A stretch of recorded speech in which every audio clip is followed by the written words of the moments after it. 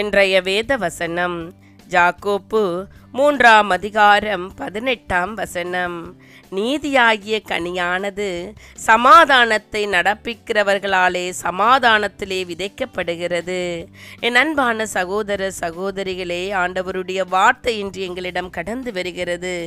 நாம் எல்லாரும் எல்லா விதத்திலும் சரியாய் இருக்கிறோம் என்று நினைக்கிறோம். அப்படி அல்ல. எங்களை நாங்கள் ஆராய்ந்து அறியும் காலமாய் இருக்கிறது. யாக்கோப்பு தன்னையும் சேர்த்து இப்படியாக கூறுகிறார். பல காரியங்களில் தவறுகிறோம் என்பது உண்மை. நாம் யாரும் இன்னும் முற்றிலும் தேறினவர்கள் அல்ல. ஆனாலும் முற்றிலும் தேறுவதற்கு நாம் ஆசையாக தொடர வேண்டும். நாம் தேறி இருக்கும் அளவு வரை ஒழுங்காய் இருந்து இன்னும் தேறுவதற்காக எங்களை நாங்கள் தயார் செய்ய வேண்டும். பெருமையாக பேசுதல், மற்றவர்களை இகழுதல், சண்டையிடுதல், பொய் பேசுதல், மிகைப்படுத்தி பேசுதல், புறங்கூறுதல், மற்றவர்களிடையே சண்டைகளை தூண்டிவிடுதல், தகாத சொற்களை கூறுதல், சபித்தல் போன்ற பல தவறானவைகளை மனிதரின் வாயிலிருந்து வெளிவருகின்றன. நாம் ஒவ்வொருவரும் சொல் தவறாதவராய் இருக்கும்படி முயற்சி செய்து முன்னேறி வருவது மிகவும் அவசியமாய் இருக்கிறது.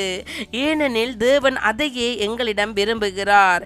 இவற்றுக்கு மாறாக நம்மை குறித்து புகழ்ந்து பேசாமல் இருத்தல், மற்றவர்களின் நட்பண்புகளை புகழ்தல், மிகைப்படுத்தாமல் சரியானவற்றை கூறுதல், சமாதான வார்த்தைகளை பேசுதல், உண்மை பேசுதல், ஒருவரை பற்றி மற்றவரிடத்தில் தவறாக பேசாமல் இருத்தல், சண்டையிடுபவர்களை சமாதானப்படுத்தும் சொற்களையே பேசுதல், ஆசீர்வதித்தல் போன்றவற்றில் நாங்கள் முன்னேறி வர வேண்டும்.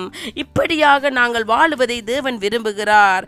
எந்த ஒரு மனிதனும் தனது சொந்த முயற்சியினால் தனது நாவை கட்டுப்படுத்த முடியாது. ஆவியானவரின் பலத்தால் தொடர்ந்து முயற்சி செய்தால் மட்டுமே நாவை கட்டுப்படுத்துவதில் முன்னேற முடியும். அதனால் ஜெபத்து நிலை நில்லுங்கள், வேதத்தை தியானியுங்கள்.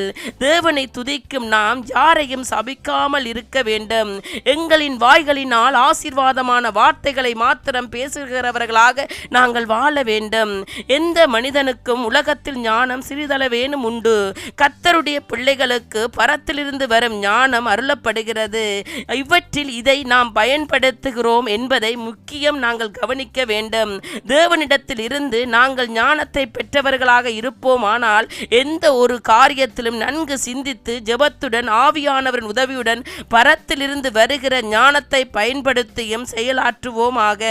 நாம் தேவனை தேடி வேதத்தில் நிலை நிற்கும் போது அவரே நாங்கள் செல்ல வேண்டிய வழியை காட்டுகிறவராய் இருக்கிறார். அவருடைய வழிகளில் வந்து விடுதலைகளை பெற்றுக் கொள்ளுங்கள். அல்லேலூயா.